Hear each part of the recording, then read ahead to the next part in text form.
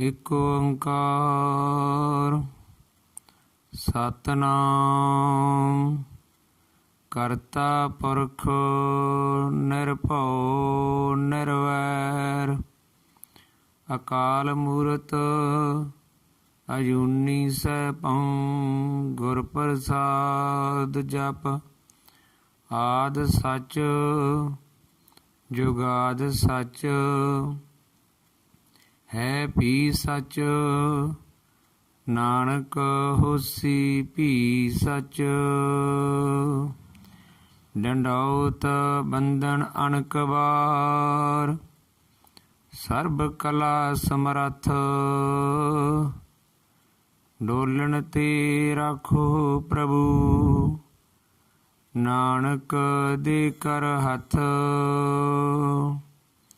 ਜਿਉ ਬੁਲਾਵੈ ਤਿਉ ਬੋਲੇ ਸੁਆਮੀ ਕੁਦਰਤ ਕਵਨ ਹਮਾਰੀ ਸਾਧ ਸੰਗ ਨਾਨਕ ਜਸ ਗਾਇਓ ਜੋ ਪ੍ਰਭ ਕੀ ਅਤ ਪਿਆਰੀ।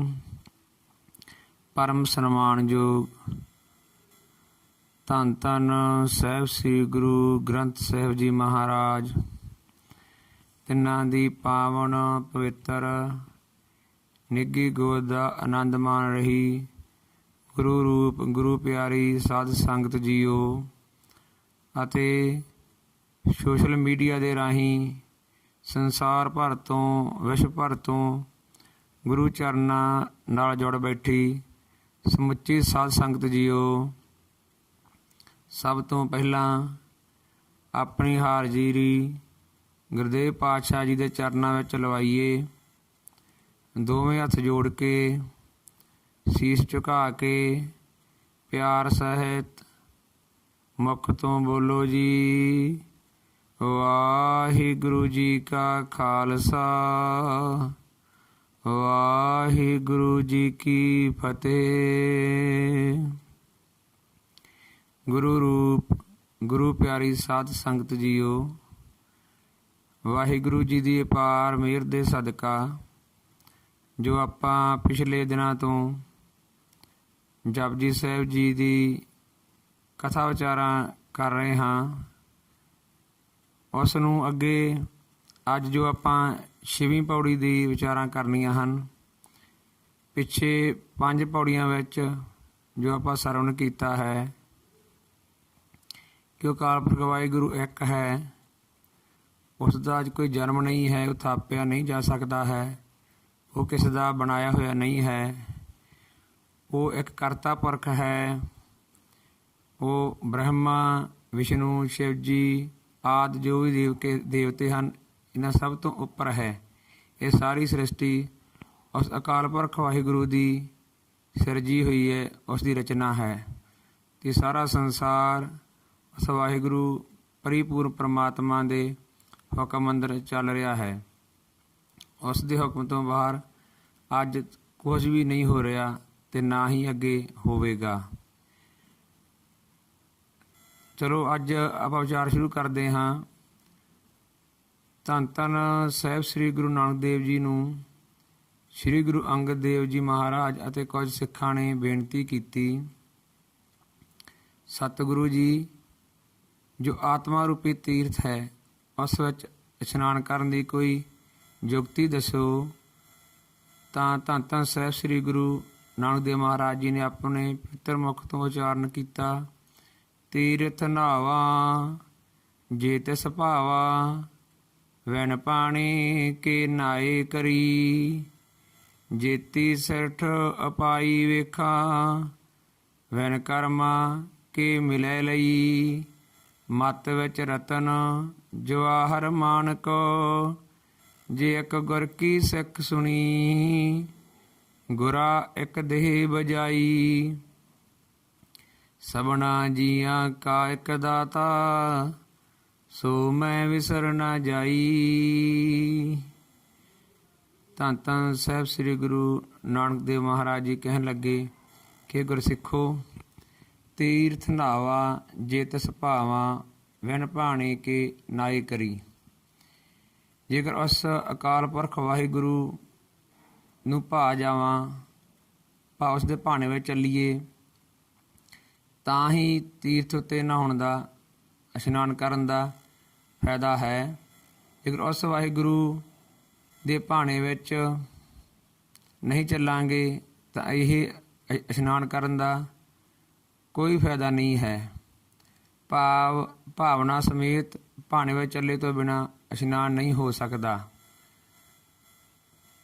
ਗੁਰਸਿੱਖ ਪਿਆਰੇ, ਭਾਈ ਤੁਲਸੀਦਾਸ ਜੀ ਪ੍ਰਭੂ ਦੇ ਇੱਕ ਪਿਆਰੇ ਸੰਤ ਸਨ, ਜੋ ਬਨਾਰਸ ਵਿੱਚ ਰਹਿ ਰਹੇ ਸਨ। ਹਰ ਰੋਜ਼ ਪ੍ਰਭੂ ਭਗਤੀ ਅਤੇ ਆਤਮ ਚਿੰਤਨ ਦਾ ਆਨੰਦ ਪ੍ਰਾਪਤ ਕਰਿਆ ਕਰਦੇ ਸਨ। ਉਸ ਵਾਹਿਗੁਰੂ ਪਰਮਾਤਮਾ ਦਾ ਸਿਮਰਨ ਕਰਦੇ ਸਨ, ਉਸ ਦੀ ਆਰਾਧਨਾ ਕਰਦੇ ਸਨ। ਇੱਕ ਵਾਰੀ ਮਨ ਵਿੱਚ ਵਿਚਾਰ ਆਇਆ ਕਿ ਜਗਨਨਾਥਪੁਰੀ ਦੀ ਯਾਤਰਾ ਵਾਸਤੇ ਚੱਲ ਪਈ। ਉੱਥੇ ਠਾਕਰਾਂ ਦੀਆਂ ਮੂਰਤੀਆਂ ਸਸਤੀਆਂ ਵਿਕਦੀਆਂ ਸਨ। ਆਪ ਜੀ ਨੇ ਸੋਚਿਆ ਕਿ ਇੱਥੋਂ ਮੂਰਤੀਆਂ ਖਰੀਦ ਕੇ ਬਨਾਰਸ ਵਿੱਚ ਜਾ ਕੇ ਵੇਚ ਦਿੱਤੀਆਂ ਜਾਣ ਤਾਂ ਕਾਫੀ ਮੁਨਾਫਾ ਹੋ ਸਕਦਾ ਹੈ। ਆਪ ਜੀ ਨੇ ਇਹ ਸੋਚ ਕੇ ਖਰੀਦ ਲਈਆਂ। ਉੱਧਰ ਵਾਹਿਗੁਰੂ ਪਰਮਾਤਮਾ ਨੇ ਇੱਕ ਸਾਧੂ ਦਾ ਭੇਖ ਬਣਾ ਕੇ ਉਹਨਾਂ ਦੇ ਘਰ ਜਾ ਕੇ ਪੁੱਛਿਆ, ਭਗਤ ਤੁਲਸੀਦਾਸ ਜੀ ਕਿੱਥੇ ਹਨ? ਤਾਂ ਉੱਤਰ ਮਿਲਿਆ ਕਿ ਉਹ ਤਾਂ ਭਗਵਾਨ ਜਗਨਨਾਥ ਜੀ ਦੀ ਯਾਤਰਾ ਕਰਨ ਗਏ ਹਨ। ਸਾਧੂ ਸਰੂਪ ਪ੍ਰਭੂ ਨੇ ਕਿਹਾ ਕਿ ਯਾਤਰਾ ਕਰਨ ਨਹੀਂ, ਬਲਕਿ ਵਪਾਰ ਕਰਨ ਵਾਸਤੇ ਸੌਦਾ ਖਰੀਦਣ ਗਏ ਹਨ।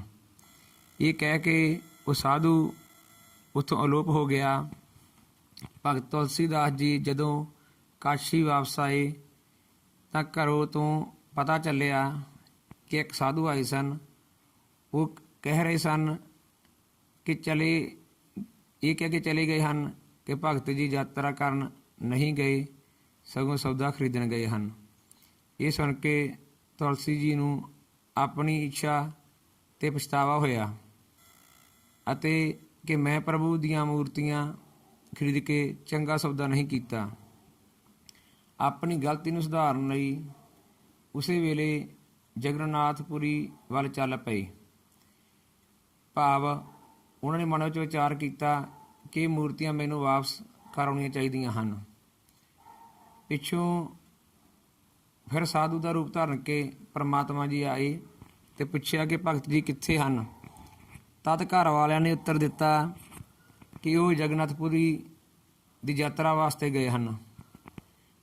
ਇਹ ਉੱਤਰ ਸੁਣ ਕੇ ਸੰਤ ਸਰੂਪ ਪ੍ਰਭੂ ਨੇ ਕਿਹਾ ਕਿ ਭਗਤ ਜੀ ਜਗਨਨਾਥ ਦੀ ਯਾਤਰਾ ਕਰਨ ਨਹੀਂ ਗਏ, ਸਗੋਂ ਸੌਦਾ ਵਾਪਸ ਕਰਨ ਗਏ ਹਨ।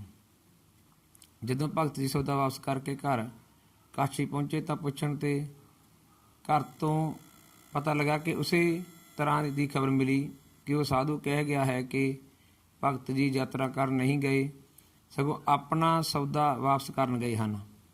ਇਹ ਸੁਣ ਕੇ ਤੁਲਸੀ ਜੀ ਨੂੰ ਬੜਾ ਅਫਸੋਸ ਹੋਇਆ ਕਿ ਮੈਂ 2 ਵਾਰ ਹੀ ਜਗਨਨਾਥਪੁਰੀ ਹੋ ਆਇਆ ਹਾਂ, ਪਰੰਤੂ ਮੇਰੀ ਯਾਤਰਾ ਸਫਲ ਨਹੀਂ ਹੋਈ। ਹੁਣ ਤੁਲਸੀ ਦੀਆਂ ਸਾਰੀਆਂ ਕਾਮਨਾਵਾਂ ਤੋਂ ਰਹਿਤ ਸੱਚੇ ਦਿਲੋਂ ਭਗਵਾਨ ਜਗਨਨਾਥਪੁਰੀ ਦੀ ਯਾਤਰਾ ਲਈ ਚੱਲੇ। ਪ੍ਰਭੂ ਜੀ ਫਿਰ ਸਾਧੂ ਜੀ ਦਾ ਰੂਪ ਧਾਰ ਕੇ ਉਸੇ ਤਰ੍ਹਾਂ ਪ੍ਰਸ਼ਨ ਕੀਤਾ ਕਿ ਭਗਤ ਜੀ ਕਿੱਥੇ ਹਨ? ਤਾਂ ਘਰ ਤੋਂ ਉੱਤਰ ਮਿਲਿਆ ਕਿ ਭਗਤ ਜੀ ਯਾਤਰਾ ਕਰਨ ਗਏ ਹੋਏ ਹਨ। ਤਾਂ ਉਸ ਸੰਤ ਸਰੂਪ ਪ੍ਰਭੂ ਨੇ ਕਿਹਾ ਕਿ ਠੀਕ ਹੈ, ਭਗਤ ਜੀ ਹੁਣ ਸੱਚਮੁੱਚ ਹੀ ਯਾਤਰਾ ਕਰਨ ਗਏ ਹਨ ਅਤੇ ਉਹਨਾਂ ਦੀ ਯਾਤਰਾ ਸਫਲ ਹੋ ਗਈ ਹੈ। ਭਾਵ ਤੀਰਥਾਂ 'ਤੇ ਯਾਤਰਾ, ਇਸ਼ਨਾਨ ਆਦਿ ਤਦ ਹੀ ਸਫਲ ਹਨ ਜੇਕਰ ਉਸ ਵਾਹਿਗੁਰੂ ਪ੍ਰਭੂ ਦੀ ਸ਼ਰਧਾ ਰੱਖੇ, ਉਸ ਦੇ ਵਿਸ਼ਵਾਸ ਰੱਖੇ, ਉਸ ਦੇ ਸਿਮਰਨ ਕੀਤਾ ਜਾਵੇ, ਕਿਉਂਕਿ ਨਾਮ ਹੀ ਤੀਰਥ ਹੈ। ਭਾਵ ਭਾਣੇ ਵਿੱਚ ਬਿਨਾਂ ਨਹਾ ਕੇ ਕੁਝ ਪ੍ਰਾਪਤ ਨਹੀਂ ਹੋਵੇਗਾ, ਕਿਉਂਕਿ ਸਭ ਤੋਂ ਵੱਡਾ ਤੀਰਥ ਤਾਂ ਪ੍ਰਭੂ ਦਾ ਨਾਮ ਹੀ ਹੈ। ਪ੍ਰਭੂ ਦੇ ਨਾਮ ਤੋਂ ਬਿਨਾਂ ਅਤੇ ਉਸ ਦੇ ਭਾਣੇ ਵਿੱਚ ਚੱਲੇ ਤੋਂ ਬਿਨਾਂ ਤੀਰਥਾਂ 'ਤੇ ਨਹਾਉਣਾ ਨਿਸਫਲ ਹੈ। ਜਿਵੇਂ ਕਿ ਗੁਰਬਾਣੀ ਵਿੱਚ ਫਰਮਾਨ ਹੈ, ਤੀਰਥ ਨਹਾਵਣ ਜਾਓ ਤੀਰਥ ਨਾਮ ਹੈ, ਤੀਰਥ ਸ਼ਬਦ ਵਿਚਾਰ ਅੰਤਰ ਗਿਆਨ ਹੈ। ਜੇਤੀ ਸਿਰਠ ਪਾਈ ਵੇਖਾ, ਵਿਨ ਕਰਮਾਂ ਕੇ ਮਿਲੇ ਲਈ।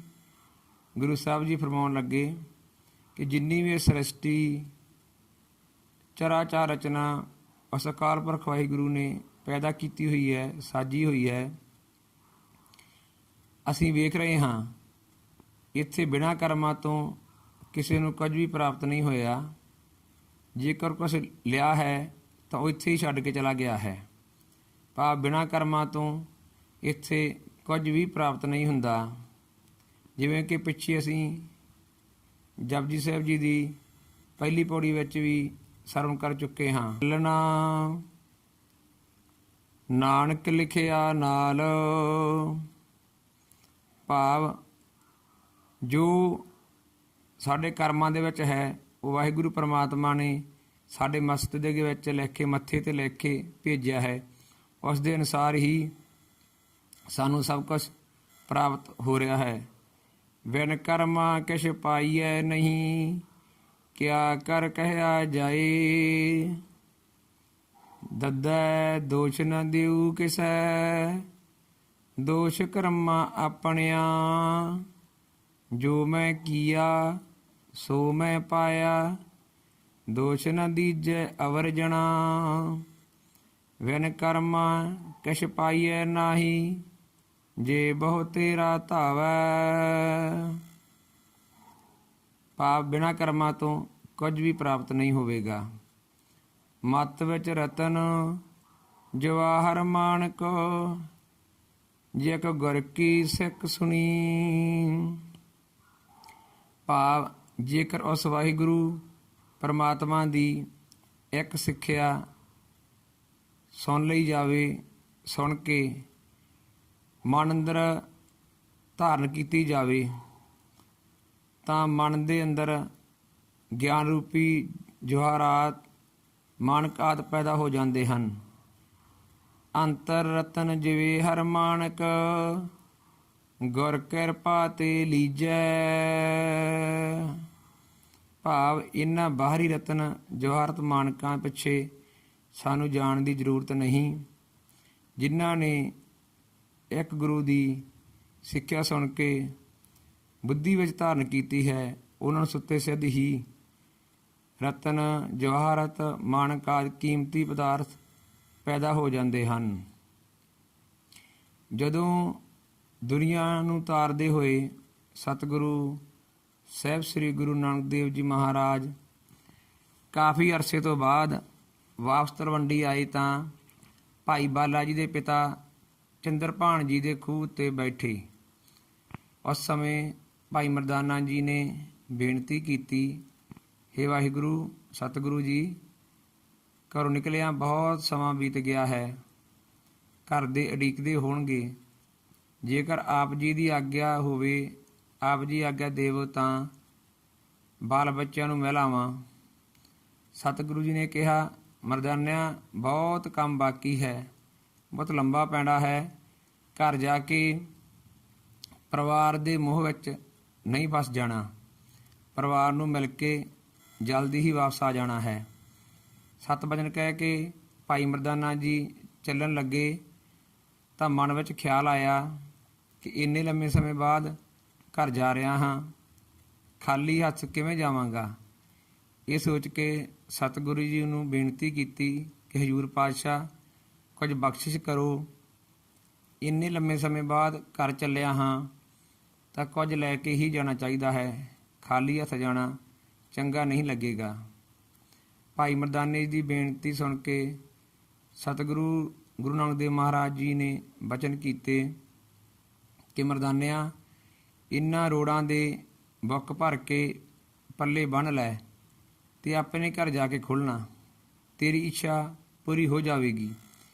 ਸਤ ਬਚਨ ਕਹਿ ਕੇ ਭਾਈ ਮਰਦਾਨਾ ਜੀ ਨੇ ਜੋ ਰੋੜ ਪਏ ਸਨ ਉਹਨਾਂ ਦੇ ਬੁੱਕ ਭਰ ਕੇ ਪੱਲੇ ਬੰਨ੍ਹ ਲਏ ਤੇ ਘਰ ਜਾ ਪਹੁੰਚੇ। ਜਦੋਂ ਘਰ ਜਾ ਕੇ ਗੰਢ ਖੋਲ੍ਹੀ ਤਾਂ ਸਾਰੇ ਰੋੜ ਸੋਨਾ ਬਣ ਚੁੱਕੇ ਸਨ।